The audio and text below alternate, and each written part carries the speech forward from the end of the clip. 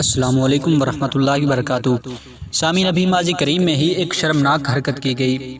شاید قیامت قریب ہے، شاید انسان خدا کے صبر کا امتحان دیکھنا چاہتا ہے۔ انسان اس قدر سفاکی پر اتر آیا ہے کہ قبریں بھی اس کے عذاب سے محفوظ نہیں رہی ہیں۔ اس قبر کی بے حرمتی کی گئی جس میں خلیفہ ثانی عمر بن عبدالعزیز آرام فرما تھے۔ یہ سفاکی کی مثال شام میں قائم کی گئی، جہاں حضرت عمر بن عبدالعزیز اور ان کی بیوی کے مزار مبارک تھے۔ ملیشیا اور دہشت گردوں نے ان کی لاشوں کو نکال کر ان کی بے حرمتی کی، اور اس پہ حد یہ کہ شام میں بعض جگہ جشن کا سما نظر آیا۔ دراصل یہ حرکت کس نے کی اور کس نے کروائی؟ ملعون بشار الاسد کے ہم نواؤں کے ذریعے امیر المومنین سیدنا عمر بن عبدالعزیز کی قبر کی بے حرمتی کی گئی اور جسم کو قبر سے باہر نکالا گیا۔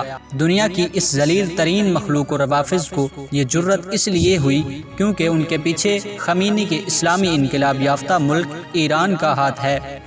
ان ذلیل رافضیوں کے عزائم ان کی کتابوں میں واضح ہیں کہ جو حرکت انہوں نے عمر بن عبدالعزیز کی قبر کے ساتھ کی، یہی حرکت وہ شیخین کریمین ابو بکر و عمر رضی اللہ تعالیٰ عنہما اور سیدہ عائشہ صدیقہ رضی اللہ تعالیٰ عنہ کی قبر کے ساتھ کرنا چاہتے ہیں، بلکہ مانتے ہیں کہ ان کا امام مہدی جب آئے گا تو وہ یہ حرکت کرے گا۔ اے عمر بن عبدالعزیز، ہم شرمندہ ہیں۔ دنیا میں کوئی ایسا ارطغرل نہیں جو تیری اور تیری اہلیہ کی لاش کی بے حرمتی کرنے والوں کو للکار سکے۔ اے عمر بن عبدالعزیز، ہم شرمندہ ہیں۔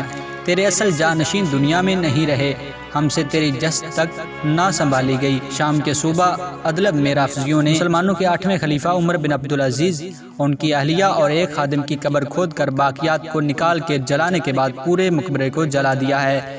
یاد رہے، دنیا بھر کے طاغوت اور ان کے نام نہاد مسلم تنظیمیں، تحریکیں اور اس قسم کے واقعات یہ تقریباً ایک ہی پیج پر نظر آئیں گے۔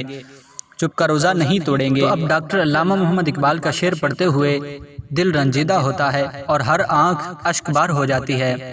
تھے تو آباب تمہارے مگر تم کیا ہو، ہاتھ پر ہاتھ دھرے منتظر فردا ہو۔